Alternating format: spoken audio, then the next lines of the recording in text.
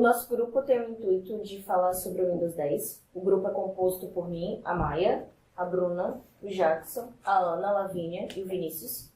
A nossa ideia aqui é tratar de algumas abordagens a respeito do Windows 10, falar um pouco sobre o histórico dele, sobre integração, fragmentação, servidores, o porquê ou não de não ter atingido muitas pessoas.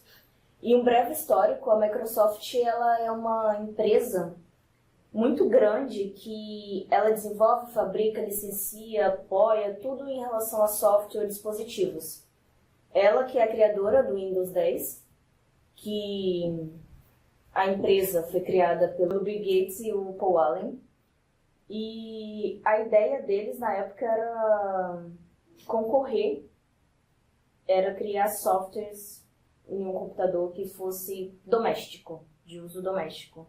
E eles conseguiram alcançar isso, porém muitos anos depois, com a popularização do computador e o baixo custo de você poder ter um computador dentro de casa e se tornar doméstico, porque antes era só para voltados para a empresa e coisas afins. Em relação à fragmentação do Windows, o Windows 10 veio com uma nova visão herdada do fracasso que eles tiveram em ter que abordar atualizações de várias versões simultâneas.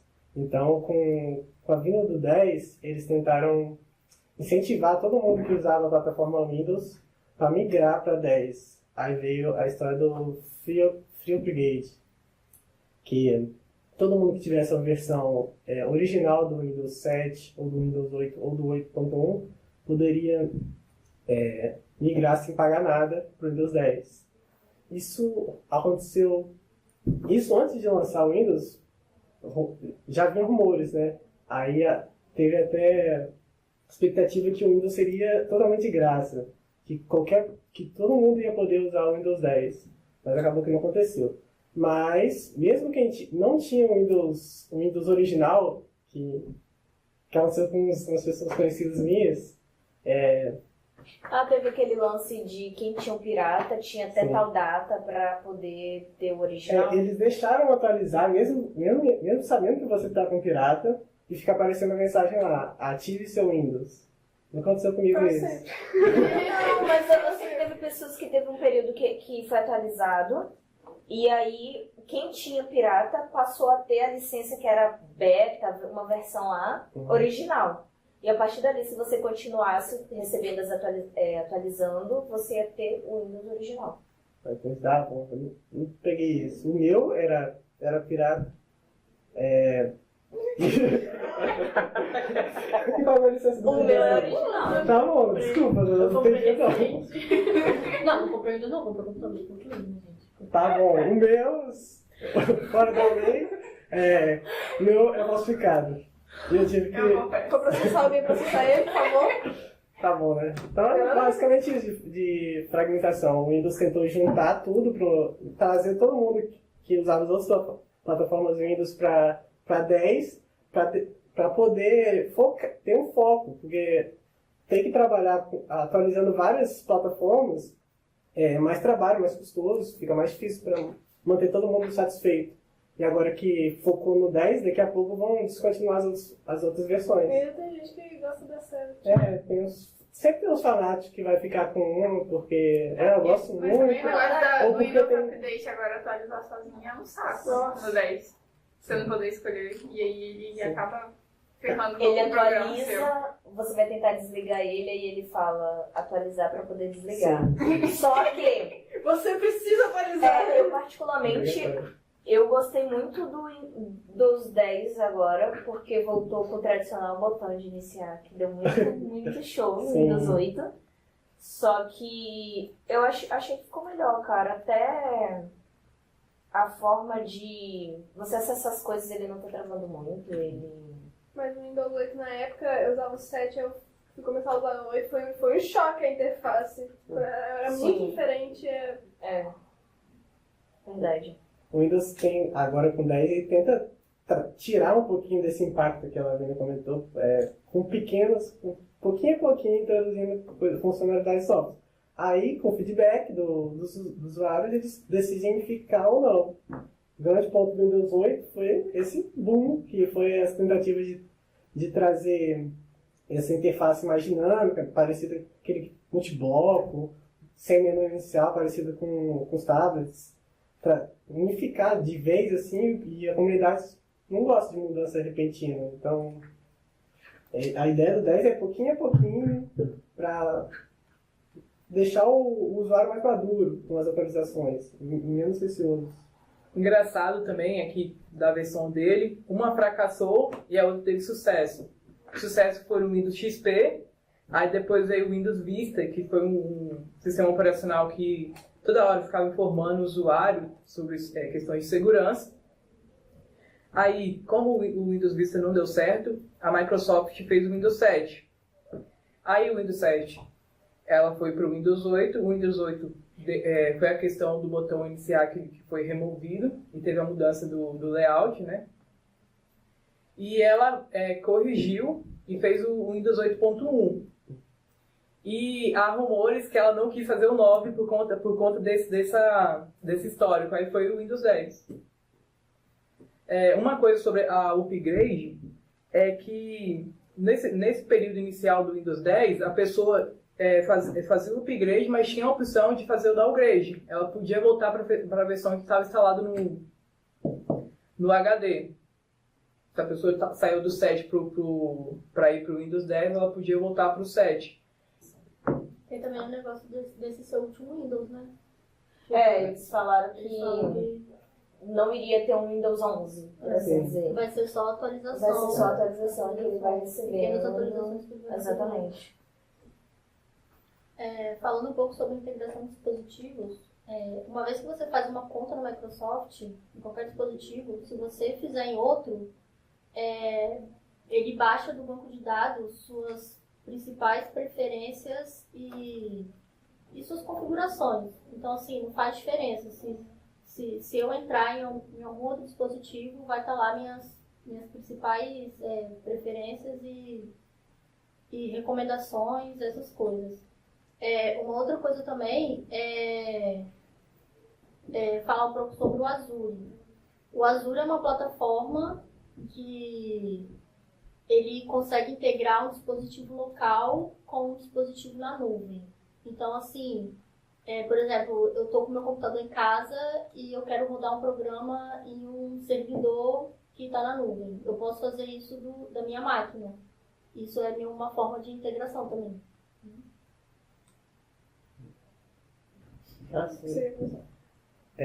A questão do Xbox do computador em relação a jogos é que a Microsoft está tentando unificar as duas plataformas. Ela vem com a ideia de produzir um produto único que funcione nas duas. Isso ia diminuir custo absurdamente. Isso diminui custo. Isso tornaria, na minha visão, o console um pouquinho abaixo, ia tirar a visão do console a partir do momento que você pode fazer tudo no computador. E o console hoje está se tornando muito, muito, muito próximo do computador. Agora tem com console que vem com teclado e mouse. Então, já está tentando fazer o computador. Então, as coisas estão se unindo. Está ficando quase a mesma coisa. É praticamente isso que está acontecendo. Tá, mas o intuito da Microsoft com o Xbox de fazer a integração e tudo que eles tinham, eu acho que era mais, querendo ou não, veio também do lance da Sony, veio do PlayStation, o que o PlayStation tentou fazer, e meio que a Microsoft entrou nesse esquema junto aí de fazer para ela também. De certa forma, eu achei que eu ia gastar menos em jogo, já que talvez você pegasse, baixasse o jogo e saísse mais barato, mas acabava que saía quase o mesmo custo de você comprar a mídia para poder jogar. O custo final do jogo é o mesmo para o usuário. Só que se tornou o mesmo, apesar de que a gente tinha a ideia de que fosse ficar mais barato. Mas eu estou citando o custo para a empresa. Com certeza é muito mais fácil para a Microsoft produzir só para uma plataforma, produzir e funcionar nas duas plataformas. Só que isso vai diminuir a venda de uma delas, provavelmente. Não importa. O importante é... Desde que ela tenha lucro, Tá a vendendo. empresa... Ela tá vendendo. Aonde você vai usar, o usuário que decide. Eu vou usar no computador ou no console? O usuário decide. Ele tem o jogo. Ele escolhe onde ele quer usar. O grande tchan é poder produzir um produto que funciona nos dois. Tem gente que gosta dos dois também, né? Torna um negócio versátil. Eu gosto mais do console, então eu jogo no console. E também, agora, tem uns jogos, não exatamente para... para Xbox também tem o Fortnite. Fortnite é um jogo que funciona tanto para o celular, tanto para o computador e tanto para o console. E os três, os usuários interagem. É o mesmo jogo, o usuário podendo jogar em 3 plataformas simultâneas. Então, o cara do celular pode estar jogando contra um cara do computador. Isso para mim é desleal. Injusto. É desleal, mas unifica tudo. Então, eu gosto muito desse jogo.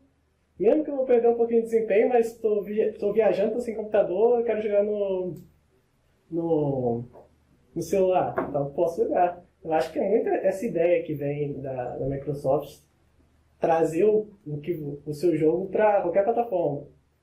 Eu acho que muito provavelmente também daqui a pouco eles vão vir pro celular também, tentar trazer essa...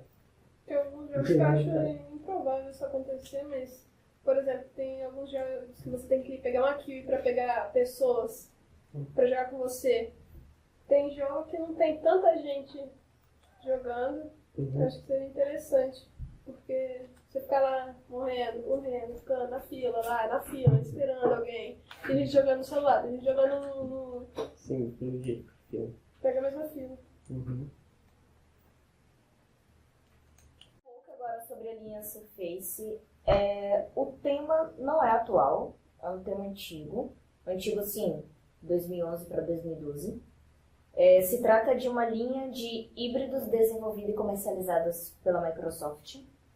Ela vai executar o sistema operacional Windows RT, que vem do Windows 8, uma forma melhorada do Windows 8.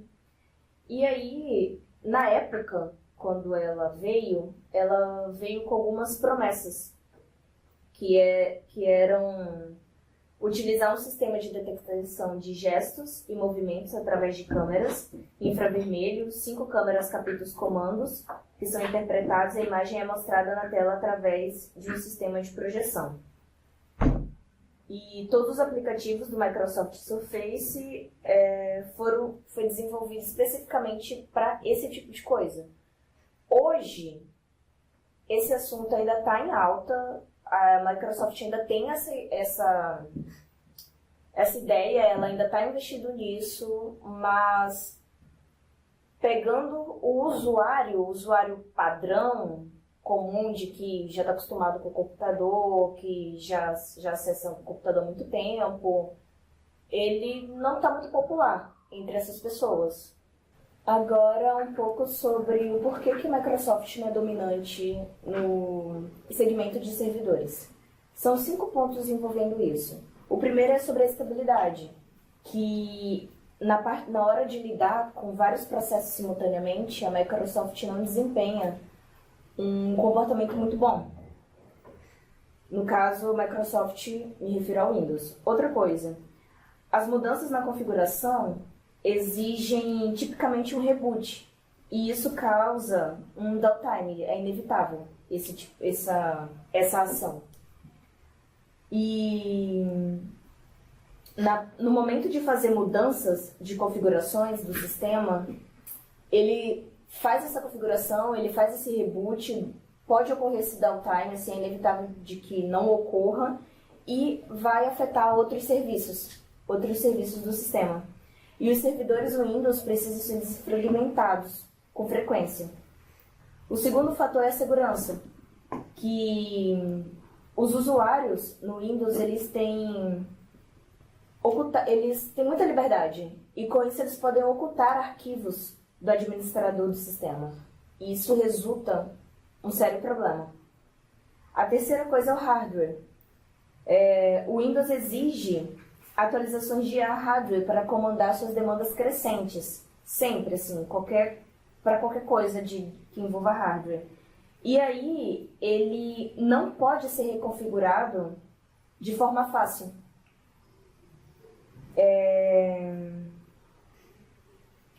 E se você tem serviços, assim, tipo, se a empresa tem serviços necessários para ela, ele acaba reduzindo a memória, mas, de certa forma, ele melhora o desempenho. E as coisas não ficam tão simples quanto seria no servidor Linux, que fica melhorando o desempenho, mantém as coisas simples e é bom no requisito de memória. A Microsoft já não atende esse padrão.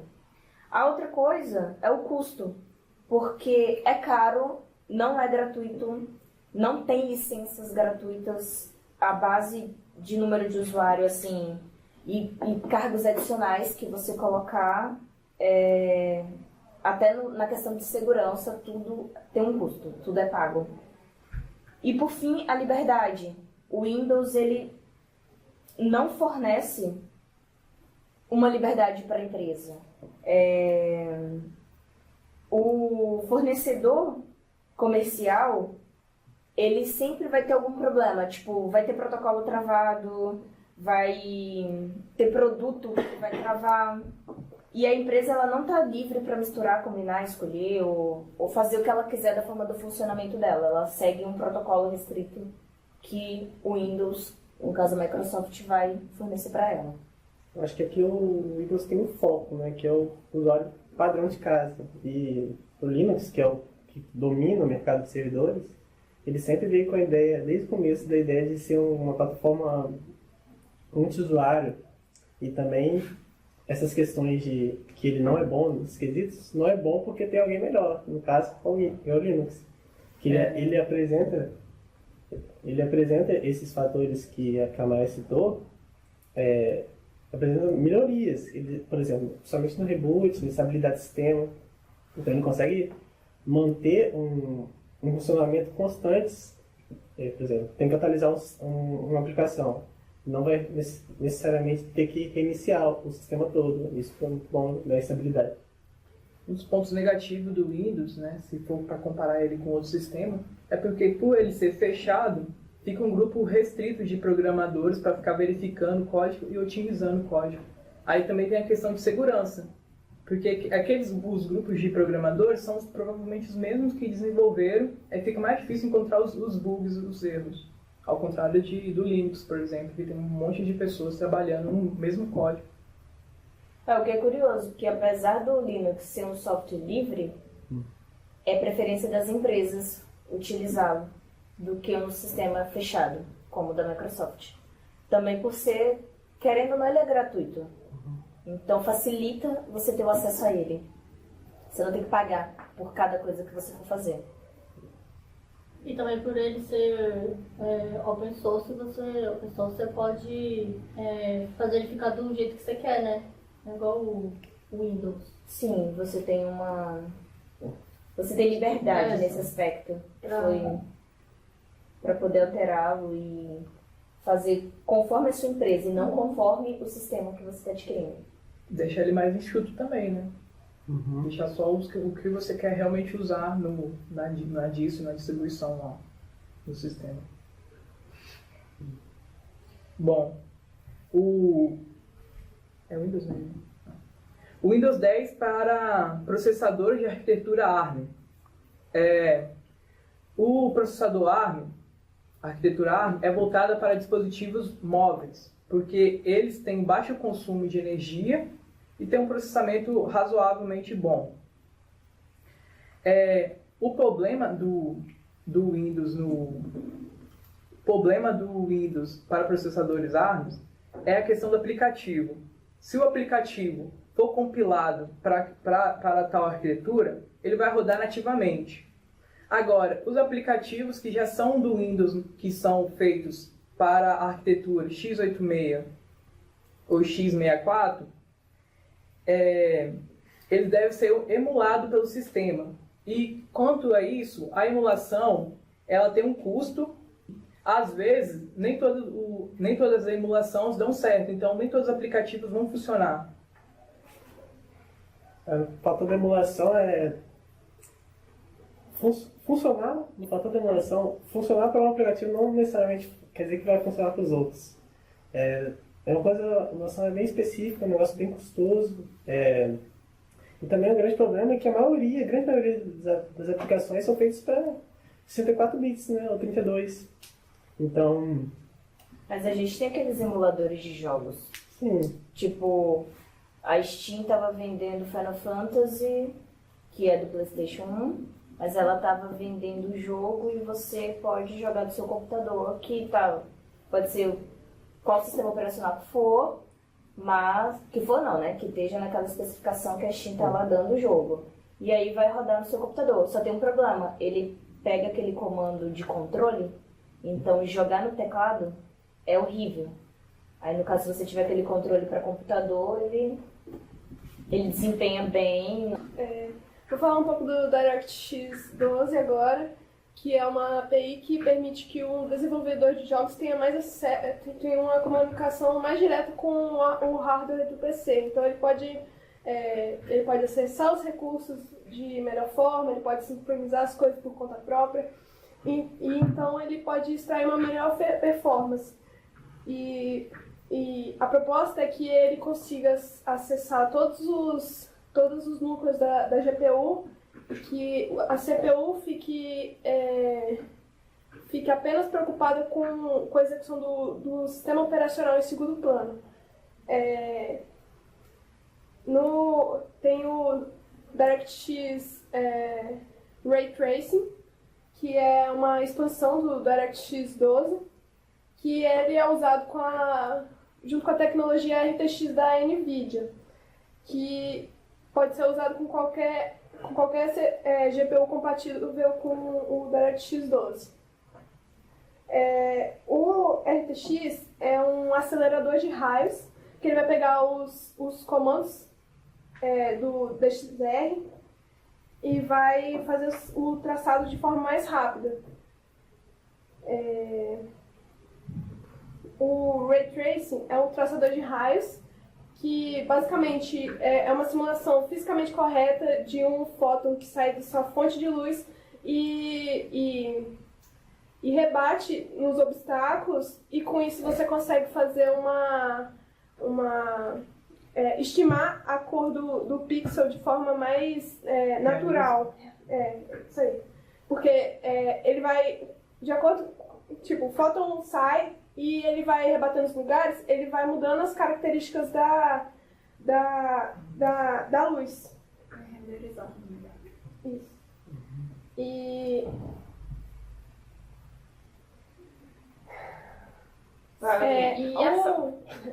O Ray Tracing, ele requer um esforço computacional muito grande. O Ray Tracing ele é mais utilizado em filmes, já que você não precisa de fazer aquilo em tempo real, você tem mais tempo para fazer aquilo, e então você pode usar essa técnica com mais tranquilidade. Só que no caso dos jogos, quando você vai usar isso, você não consegue fazer isso em tempo real para fazer uma taxa de 60 quadros por segundo. Então, o que eles fazem? Eles colocam um raio para um pixel e inserem uma inteligência artificial para ir estimando qual seria a imagem final daquilo. E depois a imagem ela seria meio granulada, com algum ruído, então era só colocar outra ferramenta para tirar esses ruídos da imagem. O DXR e o RTX, eles são ferramentas que tornam possíveis os desenvolvedores usar vários tipos de combinações. Então, eles podem usar a rasterização, que é a utilização básica, e usar os melhores aspectos disso, e usar o Ray Tracing só, por exemplo, para fazer a sombra de uma imagem, ou umas coisas mais específicas. Fazer coisas mais específicas. Eu acho que quem consome esse tipo é para coisas, como a Bruna falou, bem específico. Produtores de jogos, de filme, Tem alguns jogos atuais que eles são muito... de modelagem, aqueles efeito gráfico. Então é algo mais, assim, não é cotidiano, né? Algo Tem alguns jogos que eles lançam que eles já tem os traços do Ray Tracing e, putz, é muito bonito, cara. É muito... Aí você vai nas configurações, foi o mínimo, sem sombras. Eu assisti alguns vídeos e, mano, é muito bonito, é muito surreal. Aquele jogo The Last of Us ou Elvias, não sei, que tem um bicho enorme assim, que foi a introdução do jogo. Cada detalhezinho dele estava sendo renderizado, tipo, a sombra, o movimento, a respiração daquele animal. Os desenvolvedores também, para não ficar tão pesado, eles podem usar, como eu falei, outras técnicas para fazer algumas coisas e, por exemplo, a sombra é uma coisa que ela pesa muito em qualquer jogo, mesmo que você não use o Ray Tracing. Então, você pode, por exemplo, você quer deixar isso mais bonito, deixar isso mais fiel à realidade, usa só na sombra, usa só... A água também, fazer aquele movimento na água e colocar água é muito, muito, muito complicado. É muito difícil você conseguir, antigamente, né? Um jogo que fosse... Tem alguns jogos agora que você vai olhar a água tá mais real que na própria realidade. Isso não faz sentido aí. Pô, não faz sentido nenhum, mas, putz, É bonito, é bonito. com certeza. É uma demanda dos entusiastas do jogo. Os caras querem sempre o jogo mais bonito possível. Aí vem essa tecnologia aí que é um absurdo. Né? Simplesmente é um hardware sinistro. Consegue fazer uma coisa surreal, imitar quase perfeitamente a realidade. O comportamento da luz dentro do computador. Mas pra adaptar uma coisa que só era usada em filme pra uma coisa que deve ser feita em tempo tempo real. Jogando. E quando você tem interação ainda entre as coisas, você não pode focar, por exemplo, só naquela cena. Ele pega toda essa sala aqui, todas as fontes de luz e consegue projetar nos lugares a sombra. Caramba! Por isso que produzir um jogo leva anos pra fazer ele, porque... Tipo, Final Fantasy XV. Final Fantasy XV levou anos pra ser feito. Aí tem uma cena no jogo que os dois personagens principais estão admirando um quadro. E esse quadro foi premiado como uma arte em um negócio lá no Japão, porque o desenho ficou fantástico. Então, saindo Com uma equipe enorme também. do lado virtual, indo pra realidade. A equipe enorme de anos, com bastante verba pra isso, porque é complicado. Aqui no Brasil, a questão de jogos é difícil. Mas tá crescendo. A Bruna tem essa esperança. Não, está crescendo, é um fato. Mas a maioria dos usuários de pessoas que jogam, elas usam Windows. Mas acaba que esse tipo de tecnologia exige um hardware mais potente para que ela funcione. Às vezes O PC da Maia. Que é um PC gamer e sim, eu uso ele para jogar. Microsoft investindo em Linux. Depois educação. Ó, a plataforma Microsoft Azure, por trás dela, roda o sistema operacional da Microsoft, né? Não, você coloca lá no vídeo que ficou ótimo. Não, se é Microsoft Azure, tem que ser da Microsoft, né? Vamos lá. Pois pode deixar ela no vídeo, por favor. Vamos lá. A Microsoft Azure, por detrás dessa plataforma, roda um sistema operacional baseado em Linux. Que é uma coisa muito, muito interessante, porque a Microsoft ela abriu mão de utilizar todo o seu conhecimento que já tinha no Windows para pegar o Linux. Por quê? Porque foi tudo que a Maia tinha falado anteriormente sobre servidores web. Que o Linux ele tem melhor flexibilidade, tem melhor gerenciamento de memória e tem melhor desempenho. Cara, a Microsoft está até comprando coisas. O GitHub foi criado pelo cara do Linux. Esse ano a Microsoft comprou. O GitHub agora pertence à Microsoft. Então ela meio que querendo tomar conta do mercado inteiro. Ela tá tirando concorrente. E no que ela não tá ganhando, como servidor, como programas, como GitHub, coisas assim, ela tá tentando adquirir para ela. Daí que ela acaba investindo em coisas que ela não tem, para depois ela ter. Essa questão de integrar, deixar tudo na Microsoft. Eu quero fazer uma coisa no computador. Ah, você vai usar a Microsoft. Tá, educação. Outra coisa que a Microsoft investe muito no mundo, principalmente no Brasil não, mas no Brasil ela investe muito, é na questão da educação tecnológica. Ela está cada vez criando mais programas, mais projetos que envolvam não só os adultos, mas também as crianças, os jovens, para que desde cedo eles já vão pegando gosto pela tecnologia e vão conseguindo usar ela no dia a dia, conseguindo usar ela no dia a dia e trazer ela para o ambiente escolar também, não só na universidade. Eles têm os projetos de Criança na programação, aprendendo a programar. Isso. E aí, no portal dele, eles têm um blog da Microsoft Educação mesmo, onde eles apresentam um programa que tem... Não, a Microsoft, ela tem um site também que você consegue tirar certificações, você consegue fazer curso. A maioria está em inglês, mas assim, para nossa área de TI, acredito que o inglês tem que ser essencial. E você consegue fazer o curso completo nela e tirar certificação desde que você alcance uma nota lá específica, acho que é acima de 8.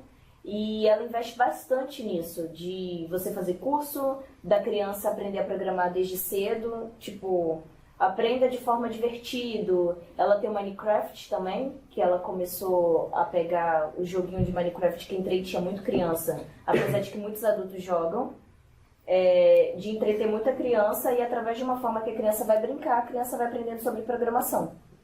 É porque lançou uma expansão no Minecraft específica para ter essa parte da integração com a programação. Então, tem muitos professores que vão nessa parte, se inscrevem a escola nesse projeto de educação da Minecraft, da Microsoft, e aí lá eles têm Minecraft, tem jogos da Disney, várias coisas assim, com expansão para programação, para eles passarem para os alunos que já jogam essas coisas, mas sabendo programar elas também.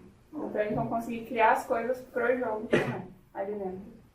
Eu vejo como, além da questão nobre, que é trazer a criança ter a oportunidade de aprender com o computador, eu vejo um pouquinho um olhar mais malicioso para a Microsoft, com um treinamento para as crianças. Tá militando as crianças. Sério mesmo. Na Na minha visão, eu acho que a Microsoft traz desde a criança, trazer mais o público desde pequeno para usar a sua plataforma, para crescer usando e depois de velho não vai querer mudar de jeito nenhum. Não, depende muito, porque assim, pelo menos aqui no Brasil, não sei como é que é em outros países, mas já é apresentado pra gente o sistema do Windows. Você compra um computador, já vem com Windows. Se você comprar um computador que vem com Linux, inclusive, ele sai mais barato do que vir com o sistema do Windows. Mas eu tava pesquisando notebook, tinha bastante notebook que vinha com Linux.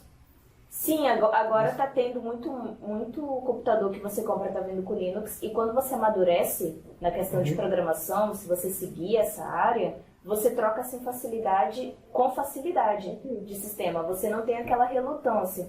E eu vejo mais, tirando essa parte de que a criança vai crescer usando o Microsoft, eu vejo uma forma de incentivar ciência no Brasil. Certeza. Não só no Brasil, mas em tudo, porque tá sendo difícil essa motivação de querer estudar, de querer aprender, de se interessar por algo que é difícil. Ainda mais na área de programação. Por exemplo, no ensino médio, no ensino fundamental, eu não vejo nenhuma apresentação da área para as pessoas. Eu não fui apresentada a área de programação. Eu nunca nem pensei, sabe? acontece muito, tipo, eu tava conversando alguns dias atrás sobre isso, que a pessoa sai do ensino médio, ela decide fazer ciência da computação, ou sistemas da informação, ou algum curso em E ela afins, nem sabe pegar aquilo. e ela vai ver programação pela primeira vez. Honestamente, eu sou daquela a favor que tinha que ter aquele Portugal velho lá mesmo, de o que é programar? Por que se tiver um if e isso, acontece o quê? Às vezes a pessoa nem sabe o inglês direito, apesar de ser palavrinhas simples, mas para ela não faz sentido. Aí ela cria um bloqueio e fala, não sei, não gostei, odeio programar, vou trocar de curso. E acaba não se formando, trocando de curso, não segue a área e coisas desse tipo. Não, eu ia voltar àquela parte da educação que a Microsoft tem algumas facilidades assim, para o estudante, mesmo que seja por tempo limitado ou coisas Sim. limitadas tem. Por exemplo, o Azure, eu acho que você pode usar algumas horas dele se você for estudante, assim. É meio que para dar um gostinho, mas assim, Não, também Aí você você é grátis tem... em tudo. Não, você pode, mas tem se alguns você tem serviços- estudante, tem direito. Tem alguns serviços que você consegue a chave de 7 dias, você consegue uma chave para usar algum serviço por 7 dias. Só que eu acho que deve ter algum para estudante assim. Não, mas fora serviço é porque tem os cursos também, igual a Maia tinha falado. Tem o Microsoft Virtual Academy, que lá tem vários cursos desde programação básica até programação específica para o Windows 10. Entendeu? Que é mais específico e aí é o curso completo mesmo e é de graça. Se você for estudante, você se inscreve, você põe o nome da instituição certinho. Inclusive, na época que o Lumia, o falecido Microsoft de celular, foi lançado, o Windows Phone, ele veio... A Microsoft tinha a ideia de, assim, se manter nesse mercado. Eles compraram, fizeram parceria com a Nokia, não sei se compraram a Nokia ou alguma coisa desse tipo, e eles tinham programação para o Windows Phone, para desenvolver os aplicativos, para fazer os ajustes, livros, na Casa do Código, por exemplo. Eles estavam vendendo o livro, tinha curso para programar para o Windows Phone. Só que passou a época, a Microsoft entrou tarde no mercado e, apesar de que era um celular de custo-benefício muito bom da Nokia, com a duração de bateria maravilhoso, quase não tinha travamento no sistema, mas não seguiu a linha. A Microsoft não conseguiu dar continuidade com o Windows Phone.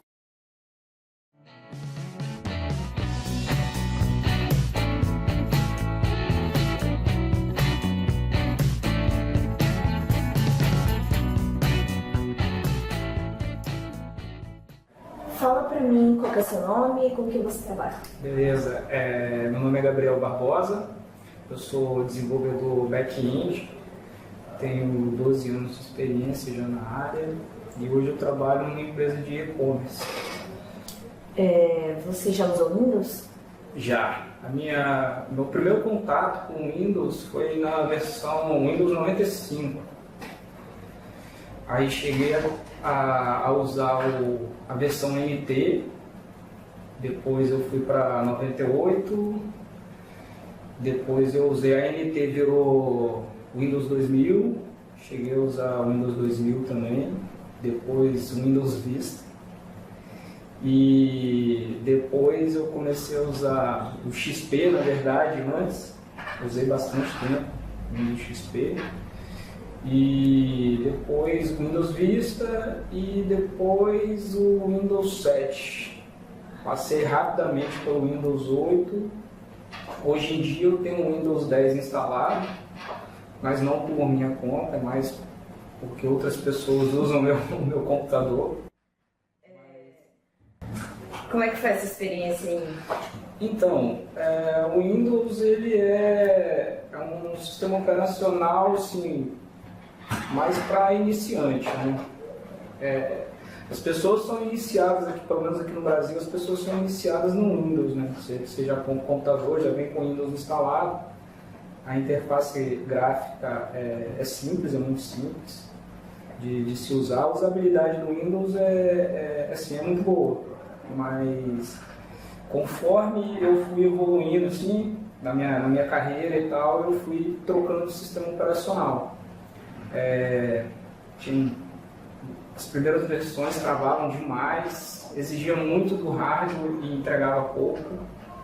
Então eu comecei a me sentir desconfortável trabalhando com Windows. Então hoje você usa outro sistema operacional? Sim.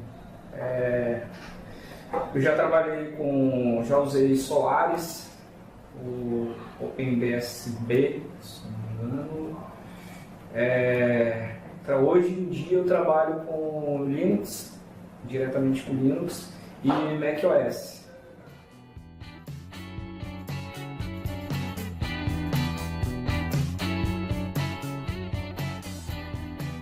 Fala pra mim seu nome e com que você trabalha. Meu nome é Leonardo e trabalho com e-commerce. A gente cria as lojas na internet. Né? Você já usou Windows? Já, desde muito tempo já.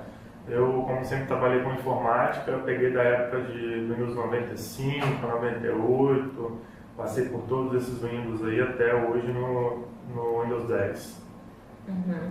E essa experiência, assim, você usa ele ainda hoje? Você gostou? Como é que... Utilizo sim. Já utilizei outros sistemas operacionais também, mas como são mais os aplicativos, os programas são mais compatíveis com o Windows, o que eu utilizo pelo menos, né? Eu utilizo até hoje. Até passei por eu também jogo um pouco, né? E o Windows 10... então no caso você já usou outros sistemas operacionais? Também. Já, mas muito pouco. O Linux foi só coisa de mais para teste mesmo. Uhum. Aí se você for pelo mobile, muito Android, iOS também, já usei bastante. E aí já passei por 8.1, 10 e tudo mais, mas eu gosto mais do Windows 10, tanto da interface dele, quanto a usabilidade e também questão de compatibilidade, né? Hoje em dia ele está bem estável, então acho que é um que eu gosto mais. Aí você então usa ele para trabalhar, jogar, essas coisas? Trabalho, para jogos, para tudo, né? Uhum. E aí você indicaria ele ou você acha o que ele podia fazer para melhorar? Para melhorar tem bastante, assim, um software nunca está pronto, né? Então sempre tem coisa para melhorar nisso. Dá para citar alguns pontos, mas aí é questão de o uso da pessoa, né? Qual que é o seu objetivo para utilizar um sistema? Você precisa dele para tal coisa, um objetivo X, eu aconselho o Windows. Se for um objetivo Y, de repente um outro sistema vai te agradar melhor, vai te atender melhor.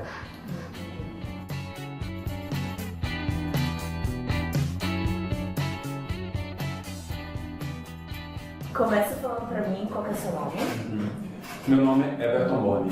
Com o que você trabalha?